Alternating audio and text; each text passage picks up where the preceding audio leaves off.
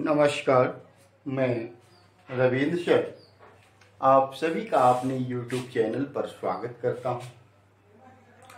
आज मैं आपको लेकर के आया हूं हिंदी विषय का सबसे चर्चित विषय जो अलंकार रहा है।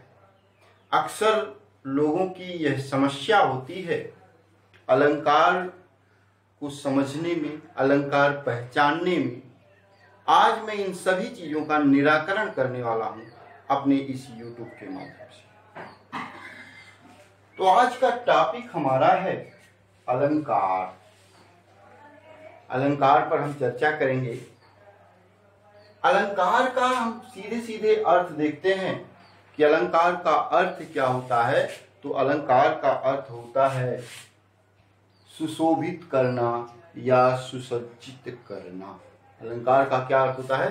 सुशोभित करना या सुसज्जित करना, यह अलंकार का अर्थ होता है। वास्तव में यदि हम देखें तो जैसे कोई स्त्रियां होती हैं ना, स्त्रियों को अपने श्रृंगार के लिए किन चीजों की आवश्यकता होती है? आभूषण की आवश्यकता होती है। अपना उस श्रृंगार, जैसे कान में कुछ, नाक में कुछ, गले में कुछ इत्यादि चीजें आभूषणों की सहायता से जब वो अपने आप का अपना श्रृंगार बढ़ाती हैं तो उनका जो है छवि बहुत ही आकर्षित लगने लगता है। उसी प्रकार से काव्य रूपी शरीर को, हिंदी में काव्य रूपी शरीर को सुशोभित करने के लिए शब्द रूपी आभूषण की आवश्यकता होती है। यानी कि यह जो अलंकार का और भी अर्थ देख सकते हैं, इसका अर्थ होता है आभूषण। आप कह सकते हैं आभूषण या जेवर, और शब्द कह सकते हैं जेवर, और कह सकते हैं गहना। यानी कि हम जैसे स्त्रियां अपना श्रृंगार करती हैं आभूषण से, तरह तरह के आभूषण पहन करके, उसी प्रकार से काव्य की भी शोभा बढ़ाई जाती है। कैसे? तरह तरह के शब्द रूपी आभूषण से। तो हम अलंकार की परिभाषा इस तरह से कह सकते हैं कि काव्य की शोभा बढ़ाने वाले तत्वों को ही अलंकार कहते हैं। काव्य की शोभा बढ़ाने वाले तत्वों को ही हम अलंकार कहते हैं। देखिए, हमने पहले ही कहा कि काव्य की शोभा, यानी काव्य जो शब्द आ रहा है कि काव्य एक चीज है, काव्य इसी की शोभा बढ़ाता है। तो काव्य के मुख्य 3 अंग होते हैं। काव्य के मुख्य 3 अंग होते हैं। वह कौन कौन अंग होते हैं? एक तो होता है शैली,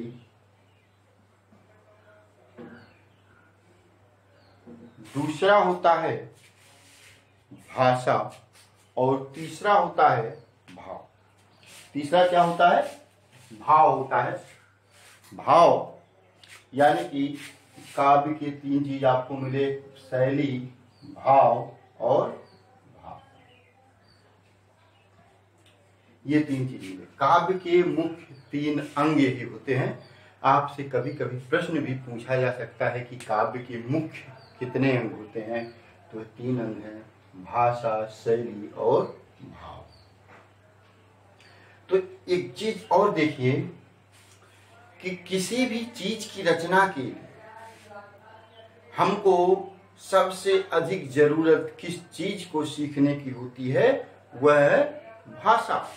जब हमारा इसमें सबसे मुख्य जो क्या होता है वह भाषा होता है, क्योंकि आपकी अगर भाषा प्रभावशाली और सही भाषा नहीं होगी, शुद्ध भाषा नहीं होगी, तो लोगों को पहचान में नहीं आएगा। आप शैली और भाव कितना भी अच्छा क्यों ना डाल दें, लेकिन भाषा आपकी अगले को ना समझ में आए तो आप कितनी भी अच्छी कोई भी बात क्यों ना करें, उसके लिए बराबर।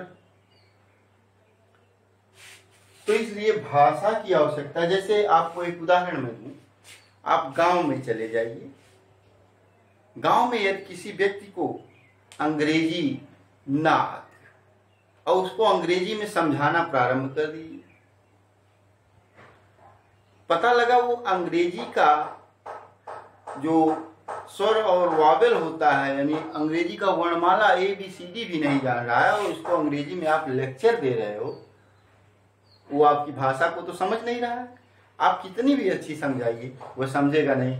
इसलिए भाषा सबसे अधिक मुख्य होता है, भाषा आपकी सबसे अधिक प्रभावशाली होनी चाहिए। तो भाषा को यदि हम प्रभावशाली ढंग से देखें कि भाषा, तो काव्य के 3 अंग हुए, शैली, भाव और भाषा। और भाषा को हम 2 रूपों में देख सकते हैं कि पहला नंबर भाषा के शब्द, भाषा के शब्द विधान कैसे हों। भाषा के शब्द विधान यानी कि शब्द उसके सही होने चाहिए, भाषा के अच्छे शब्द होने चाहिए, और दूसरा चीज उसका अर्थ सबको समझ में आना चाहिए, अर्थ विधान। देखिए, शब्द उसके सही होने चाहिए और अर्थ भी सही होने चाहिए। कहने का मतलब अर्थ विधान भी अच्छी क्वालिटी का होना चाहिए, अच्छी तरह से होना चाहिए।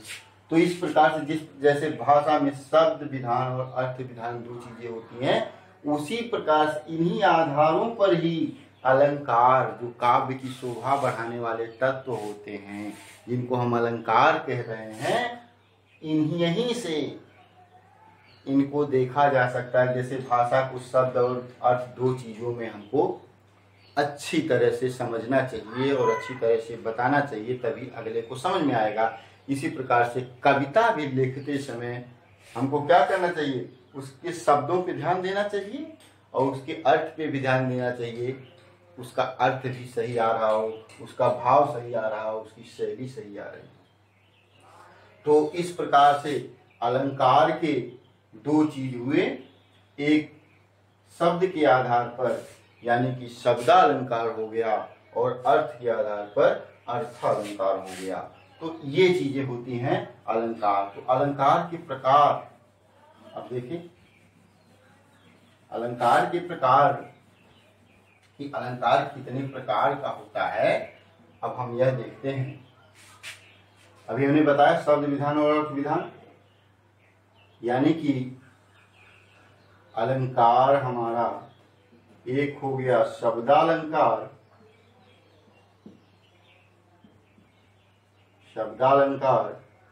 और दूसरा हो गया अर्थालंकार। यह हो गया शब्दालंकार और अर्थालंकार।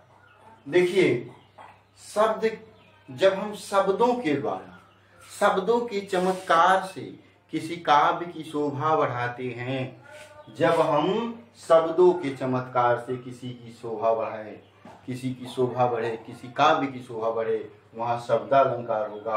और जब अर्थ के आधार पर, अर्थ के द्वारा किसी काव्य की शोभा बढ़ता है, तो वहां पे अर्थालंकार होता है। अब शब्दालंकार में आपको 3-4 मुख्य अलंकार हो जाते हैं। पहला होता है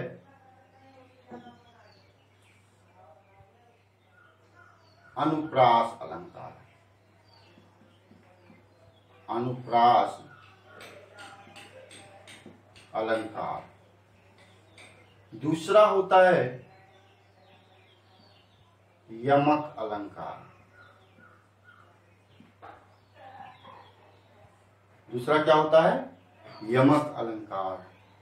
तीसरा होता है श्लेष अलंकार। और चौथा होता है वक्रोक्ति अलंकार। वक्रोक्ति अलंकार।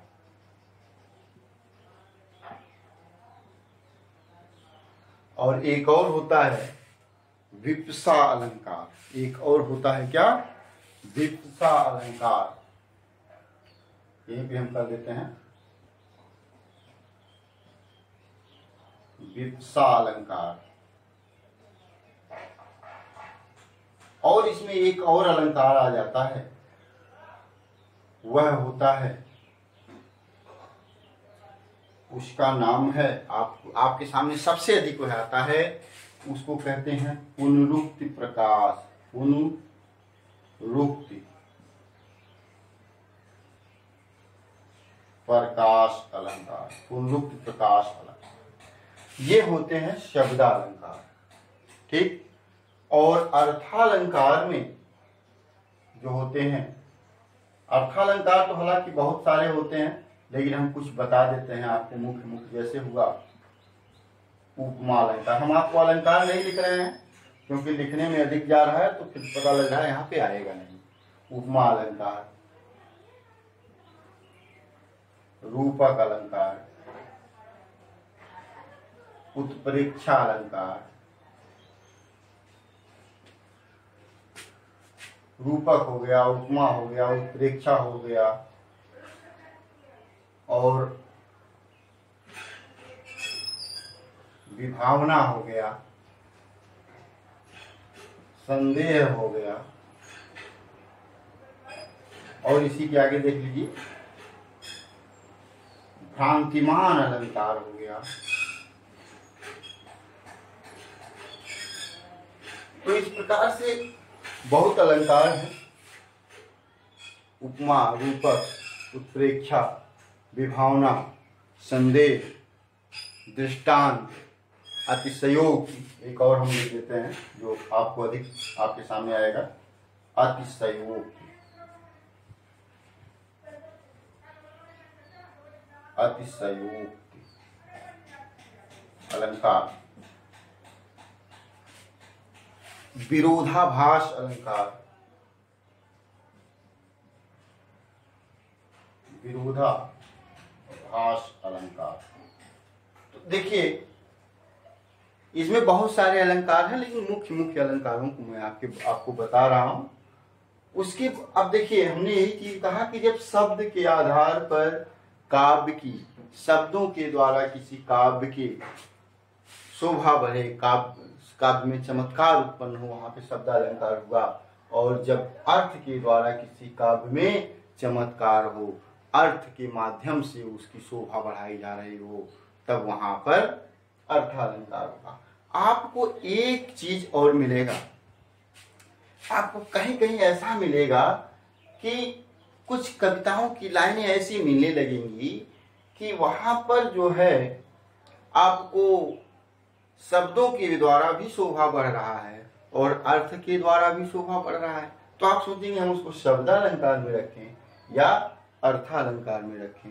तो उसके लिए एक और विकल्प हमारे हिंदी निदेशालय ने ढूंढ लिया है, और उसको हम कह देंगे उभयालंकार। क्या कह देंगे? उभयालंकार।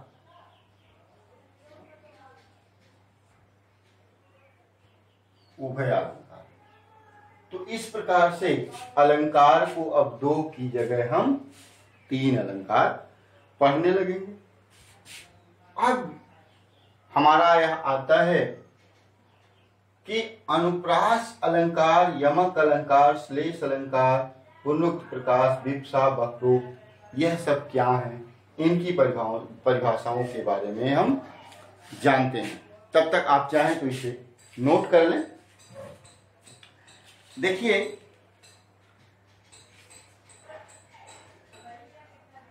इन अलंकारों को यदि हम देखें, इनका विस्तृत परिचय हम प्रासंगिक उदाहरणों द्वारा हम आपको देंगे।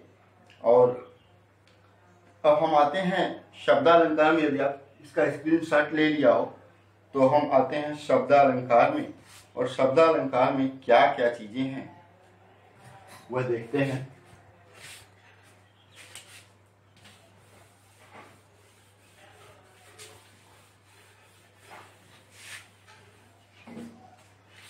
शब्दालंकार में